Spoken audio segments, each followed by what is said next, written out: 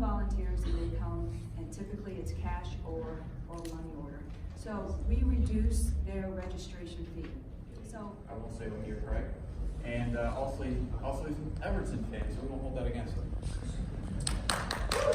Okay, a couple things. That I work closely with, and we do not have video production in our background.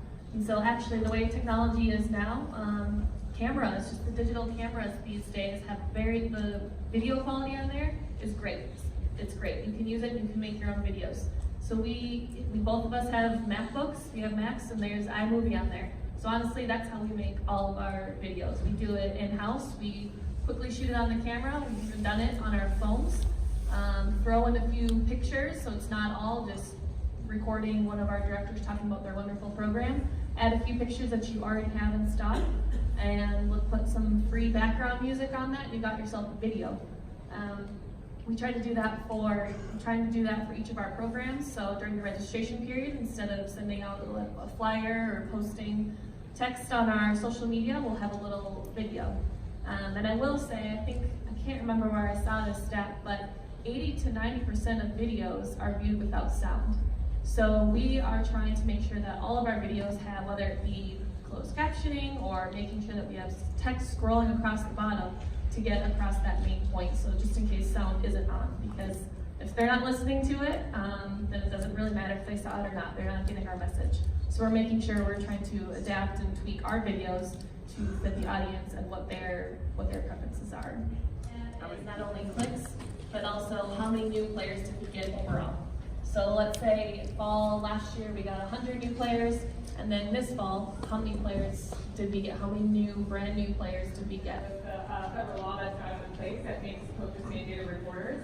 So we want to be able to provide information on that. Our sessions here, we will be coming out with an e-learning module that will be about 20 to 30 minutes that you'll be able to take online. That kind of goes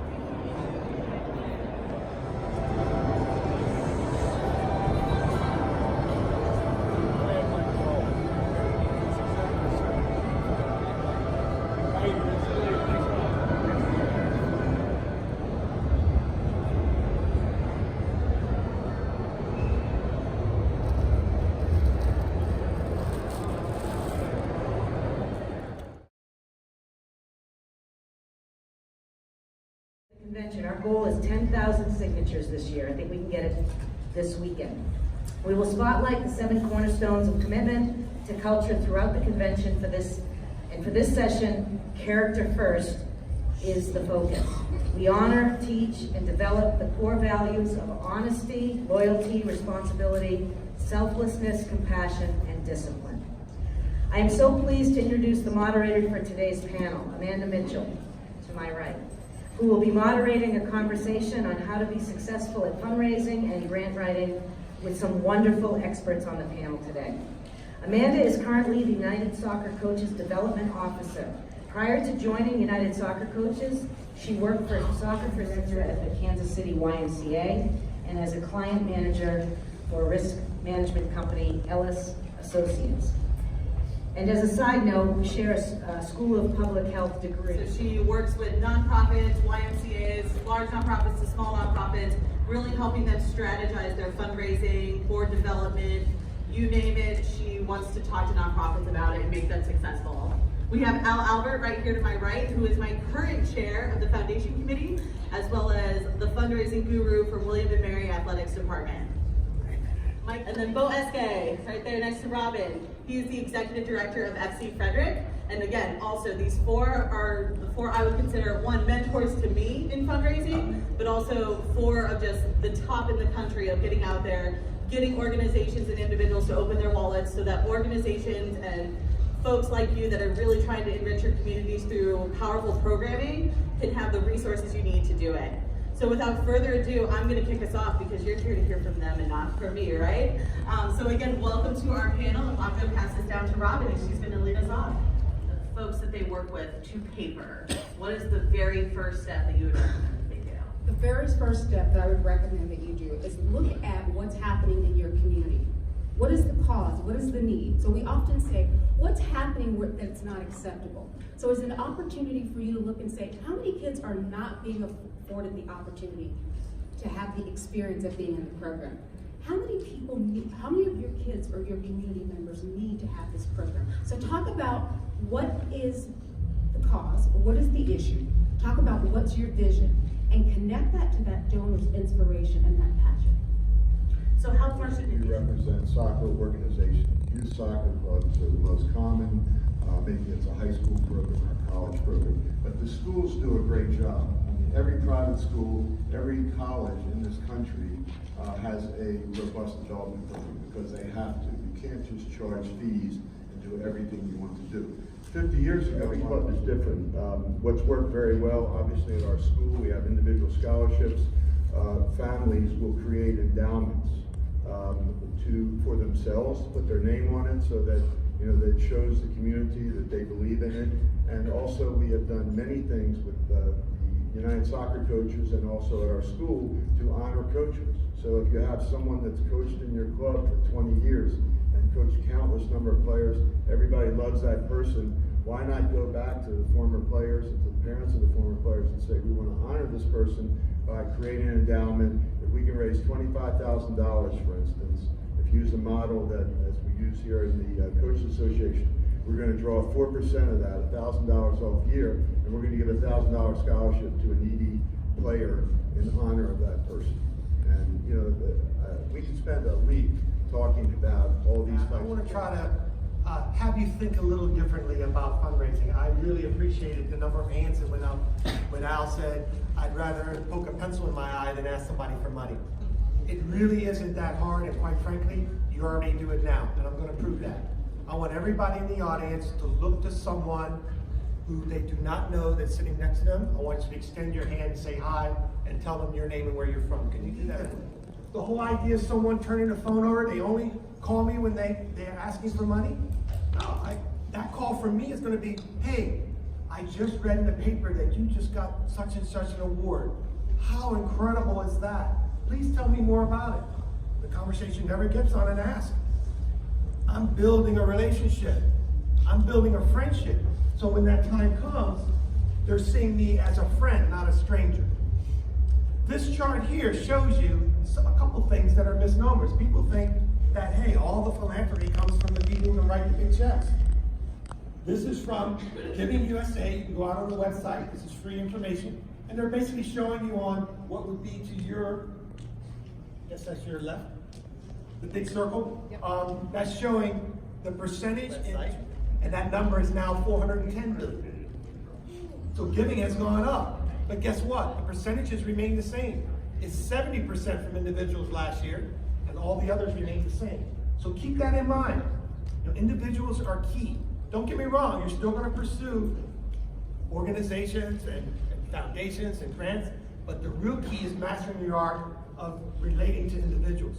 So to do that, I'm going to go to the next slide. The whole idea here is cultivating a community of giving and relationships where people are comfortable giving. So a couple things. If you look at this as a strategy, you can break it down into 3 pieces. The first part is prospecting. Robin and Al hit it on that. Who are the people I'm going after? Who are the people who have a common interest with the organization that I'm about? Robin's picture showing the kids.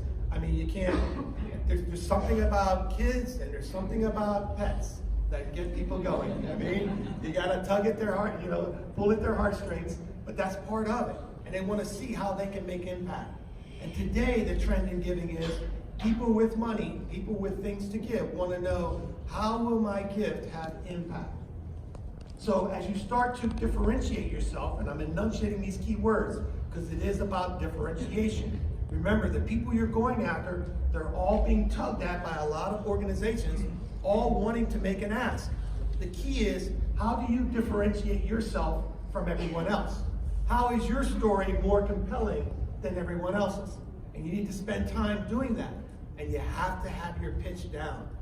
I remember being in the stands at a Philadelphia Union game, and I was pitching actually the Philadelphia Union Foundation, so I'm involved with them as well. And I was telling someone a project that we just put on, and just completed, excuse me.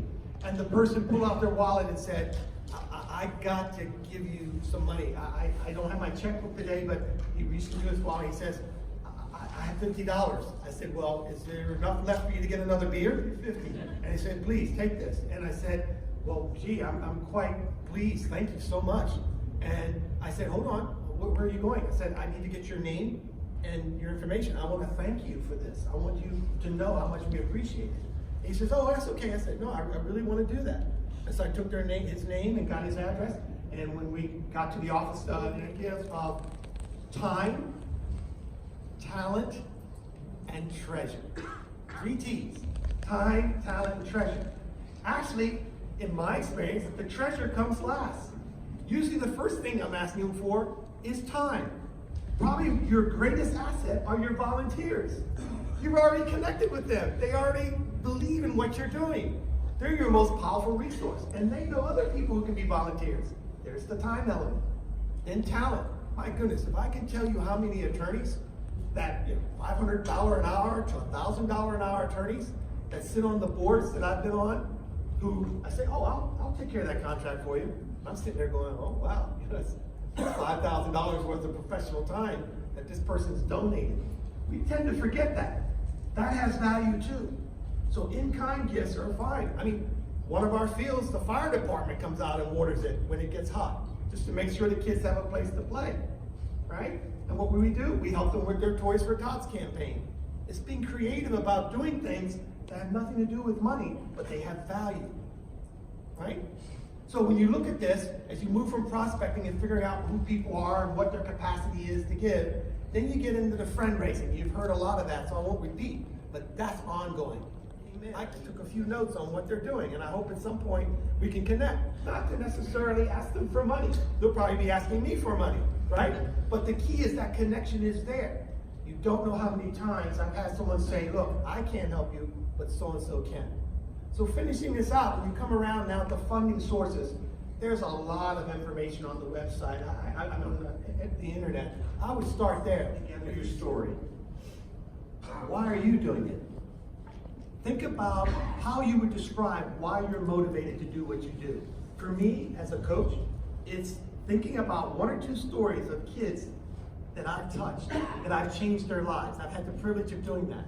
And then I convert that into a story. And I tell the person, here's why I do this. And I tell that story. And you can see their eyes engaging as like, wow, that's really powerful. I said, yeah, and it's true. And that's what motivates me every single day. And then build from that your ask.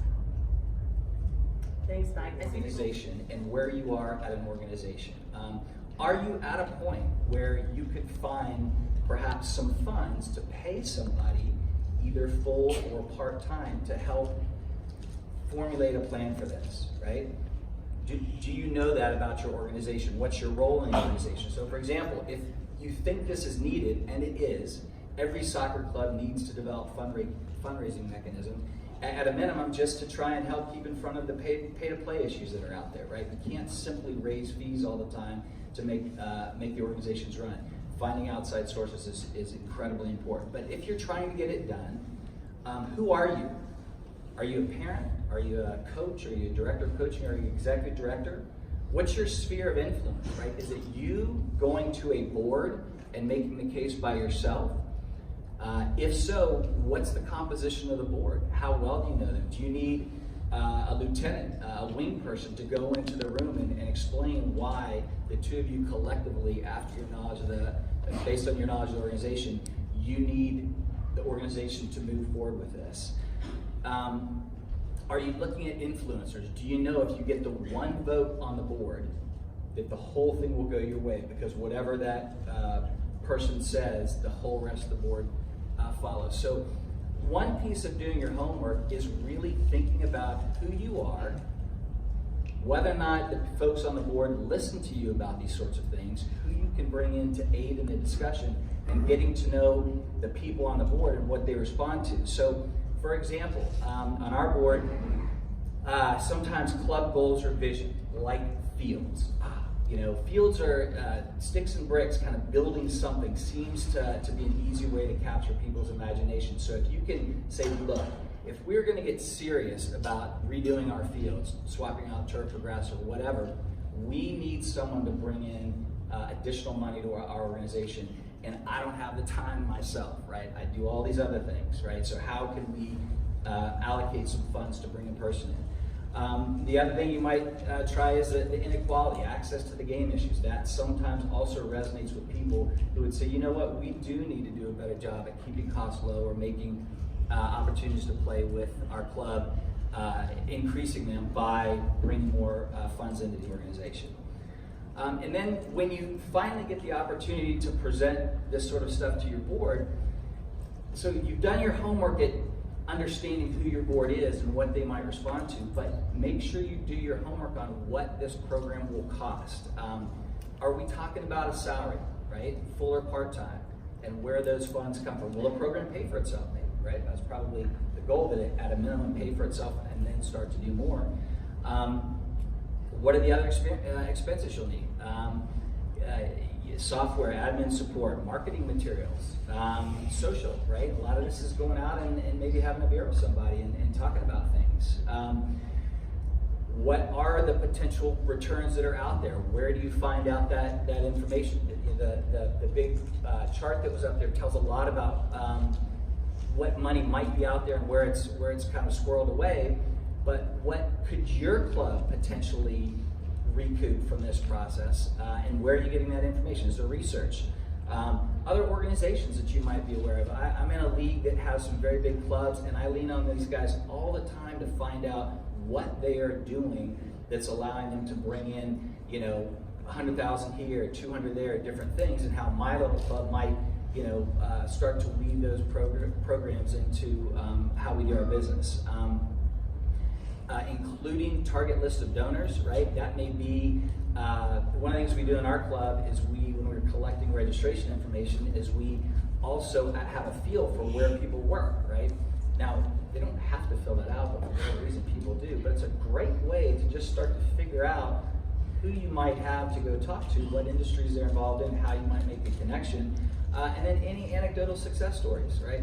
Hey, so-and-so did this. They hired a person dedicated to raising funds for the organization, and here's the amazing things that are happening there. So again, my role is about some things you might think about to make this a reality in your organization. If you do have that person, everything that these guys have been saying is going to help you get to the level you want to achieve, I think. So, Bo, I think you said when you kind of talked about the role of a person in an organization. Your title does not matter when it comes to fundraising ideas. There is no title that is insignificant in having that brilliant light bulb moment when it comes to fundraising, right? It could be a volunteer coach that comes and says, I would like to introduce you to somebody. It could be your full-time coach or your fundraiser, but you will be successful if you have that bright idea and want to take it to your club or whoever that person is in your organization. Don't let your title prevent you from going and like taking that bright idea to them, right? I think the other important thing he said, and again, he is in the CCL League on the East Coast, and I think just learning what I've learned just since joining United Soccer Coaches, and again, some of you may be able to share this story, is, you know, he talked about the value of those peer-to-peer relationships, even though it's somebody in a different club, right?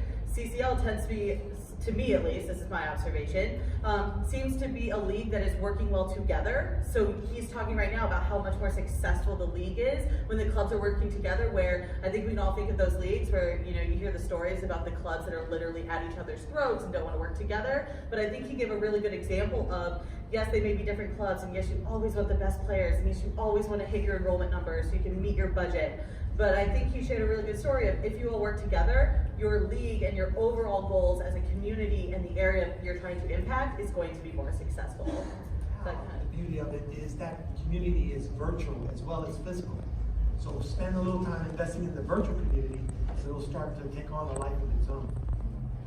We have had some success with. So a couple years ago, we joined the local Chamber of Commerce, and our Chamber of Commerce in our area, this guy gets excited when he makes a connection between organizations that helps facilitate the success of those organizations. So I have some meetings set up when I get back with 2 local auto dealerships about ways that we might work. Who's the best person to make that ask, if you will? It is certainly acceptable for you to include coaches or parents. So what I've actually the strategy that I've used, if you have a list of people, or like you said, you're doing this, we need to get together and say who has that best connection or that best relationship with that person. So that way, the work isn't all on you. It could be a parent, it could be some coaches. And so when you start to strategize, I think Mike talked about the prospect development and developing the relationship. It's so important to make sure that you are assigning that prospective donor, that donor, the person that has the best relationship, and that you have done your homework. You know about them. You had an opportunity to share and tell your story, why this is important. Have them maybe seen the program or the specific case that you are uplifting, and then make sure that whoever that person is, that they're ready to invite them to join you in making a difference. We're bombarding you guys with an incredible amount of information. As I said, this could be like an entire day, or a residential clinic and raising money. So don't get overwhelmed with that.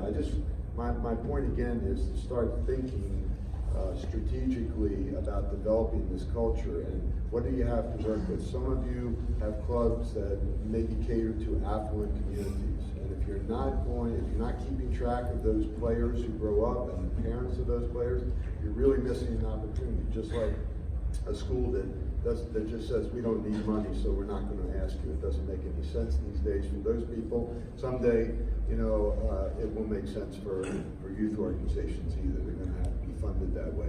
And I think just be strategic and think of it. It's a long game.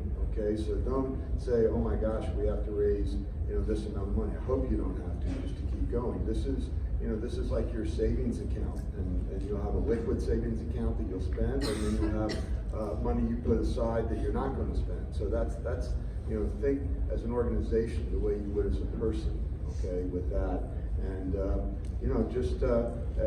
again, it's relationships and getting people engaged and involved. So if somebody does come in, they're not going to do all the work and ask you. They're going to engage people, the right people who want to help them in different ways, either giving money or some people can't give a lot of money, but they are very good at getting other people to give money.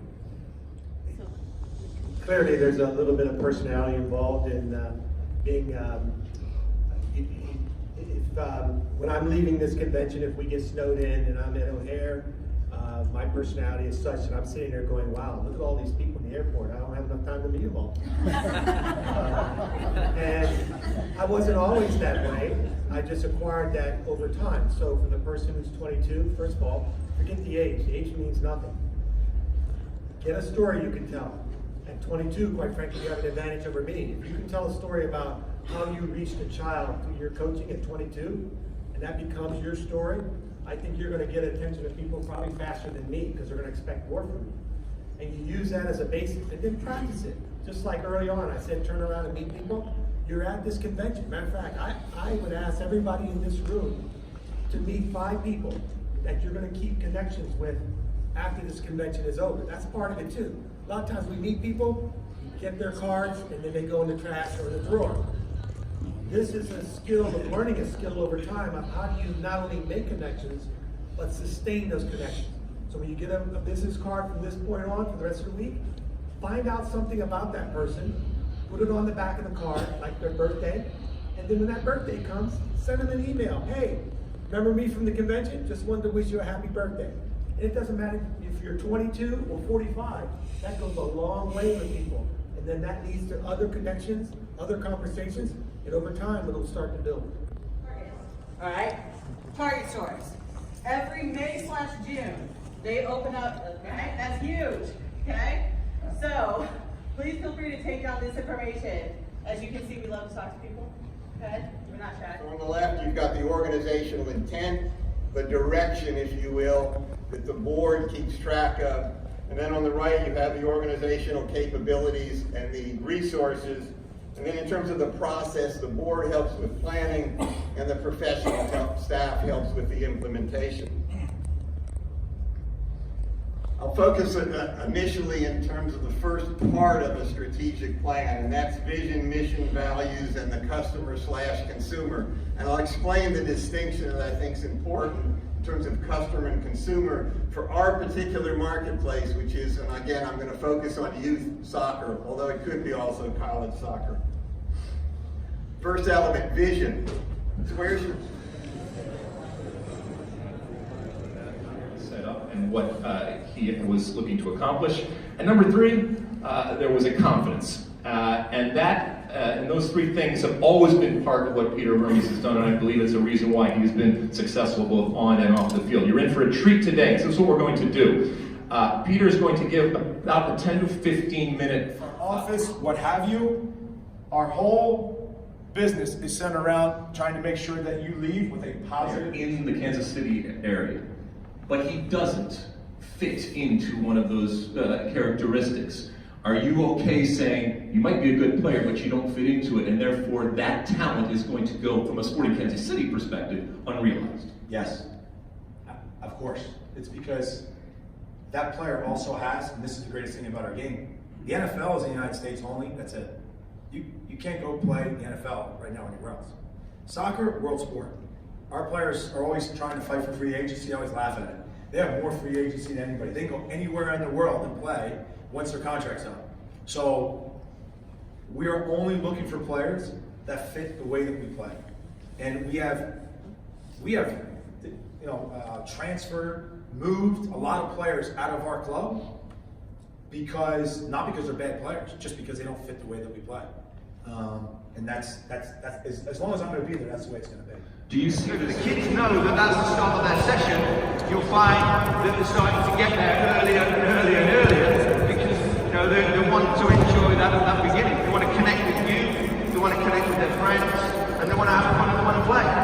So yes, as I said, any age group, you think yourself when you were playing in yourself in the park with you and your friends, you didn't go stand there for 15 minutes doing this. You just said, "Oh, right, we'll get them to play." Oh yeah, okay. Cool. Next one.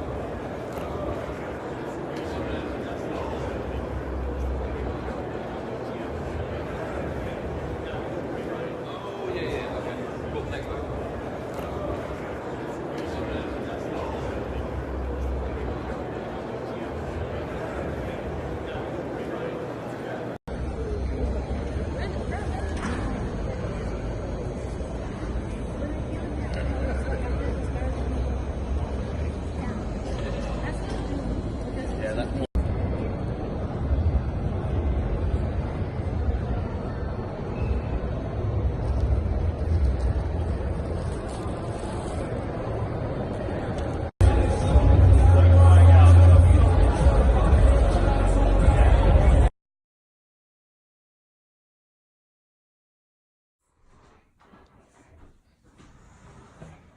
Go, let me see you dance. Do a little dance, make a little show. Get down tonight. Get down tonight. The rule of fun is the lens that can make every soccer player a success. Fun takes many forms and always concludes with, I want to come back for more. On behalf of the association, it is my honor to introduce Louise Waxler, who is currently serving as the executive director for the McLean Soccer Association. However, on a very personal note, I met Louise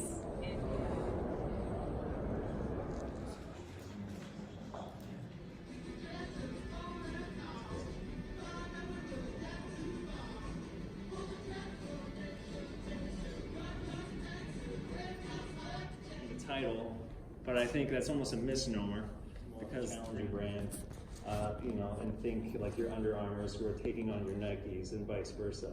Adidas, who's going to have more of a brand that's going to be more lifestyle centric and more rebellious in nature. And if you kind of think about your clubs in that way, I'm sure a lot of people here are going to tell the same story about how you talk about your clubs. And it's going to, so your audiences, your parents, your players, where are they going to, and coaches, where are they going to engage with the club? And there's different points when you're going to want to engage with those different in-house. I'm guessing most people in this room don't invest a lot of time or money in paid.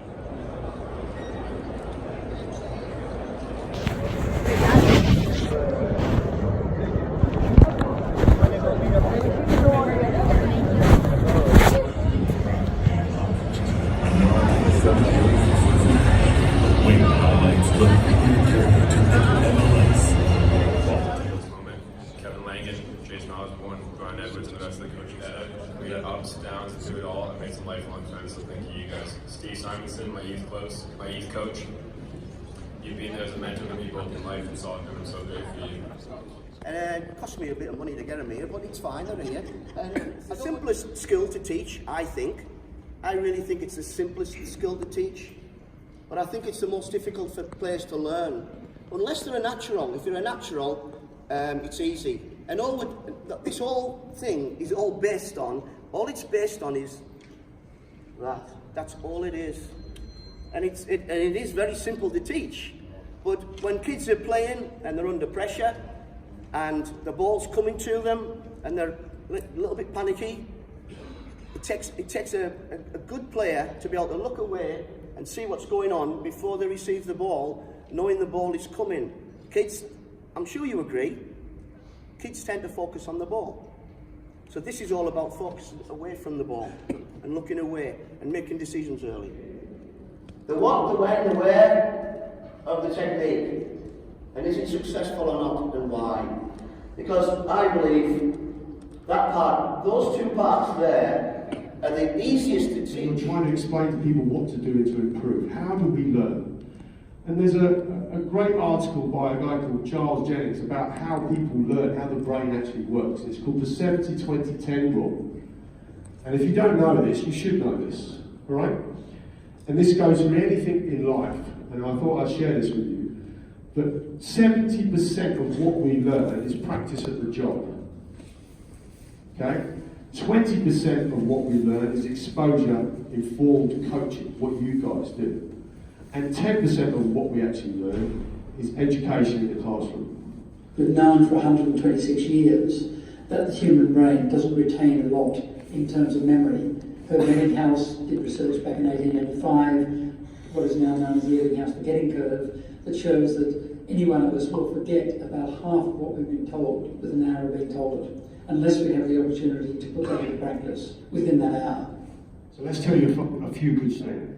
You create a spirit within your organisations of what you do. You pay attention to athletes. But what was quite interesting to me when I was preparing for this talk was looking at the quotes. And for Fergie to turn around and say the development of a player is bigger than any trophy we ever won. That's the reason why he is a top coach. The other thing I noticed as well, I always wondered why he did this, but when I started doing this, I suddenly started realising why. So the first time Chelsea won the Premier League, I don't know if you remember, Jose got the medal, his medal, and went and threw it into the crowd. Premier League medal and threw it into the crowd. I'm like, well, why has he done that? That's what we've all been trying to achieve. But for him, it wasn't about the medal. It was about the fight and getting to there and getting success and developing players. Giving someone time, having an open door policy, having a roadmap about what you're doing and where you're going. Take risks and set those goalposts and change those goalposts to win. And I'll leave you, in my opinion, with the person. Sir Alex Ferguson was responsible for making Old Trafford a fit. And this idea of being proactive with what we do, having clear, knowing what we are setting out to accomplish, and learning to prioritize. And that makes us as an individual an effective leader. Okay, and bringing it back to this idea of now we have talent, now it's our responsibility to lead that talent, and the first thing is bringing it back to ourselves.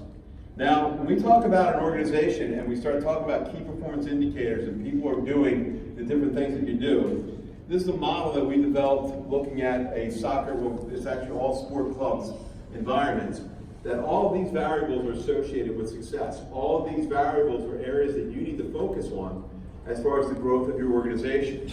All these variables are going to be responsibilities within your organization, whether it be a volunteer or a paid position, that somebody has to get it done. So again, as we assign these responsibilities, we begin thinking about who is it that's going to be best suited to do this. And I should mention also that I know there's a variety of different environments. Some club environments, we have paid staff. We still have a lot of opportunity. Balance out the players. Head it to the hands, head it to the hands. Head it to the hands, head it to the hands. Head it to the hands.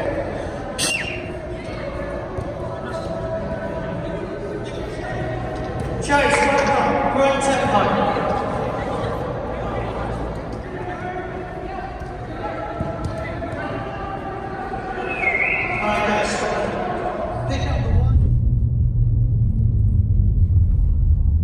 Not necessarily soccer strategy. So if you're here for soccer strategy, I'm not the expert in it. There's probably a million experts in this room. What I am going to be talking about is how to motivate your players, specifically your younger players, right? So by the end of this talk, you will have precise tools that you can use with your younger players to motivate them, so they'll actually practice and they'll become better players and better people. So that's the whole point of this talk.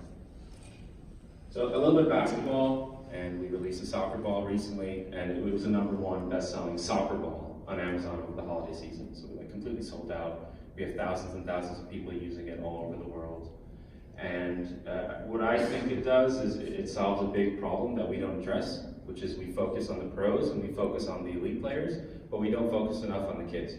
We don't focus enough on what I call like the casual users, which I would include myself, because I'm not playing pro anytime soon, but I play a lot of soccer, I play locally, and there aren't any really easy tools that allow me to train. So what I used to do, this is an age of like YouTube, is I used to go home, and I had plenty of free time, and I would go on YouTube and I would search soccer drills.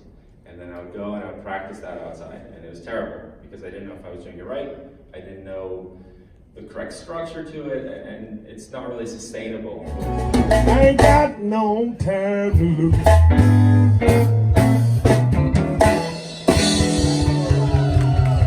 Thank you. Yeah. We're about country and western on you. Boogie, boogie, boogie, boogie, boogie, boogie, boogie. Sweet home Alabama.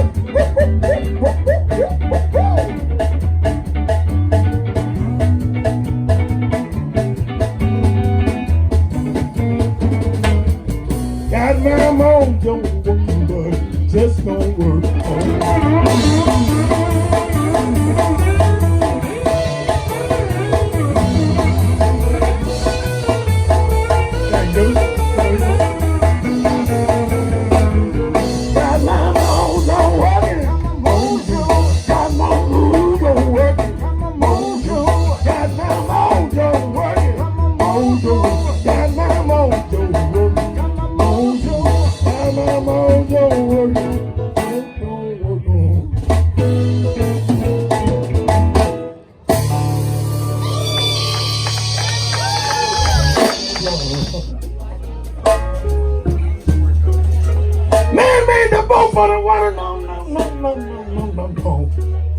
That no me not to the man, a man's world.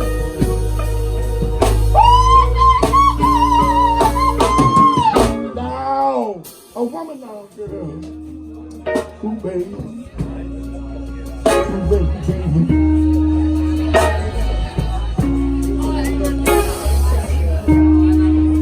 Man, think about this man's game. And that's the one that's Dr. Feel Good. You understand why I feel good. It's his name.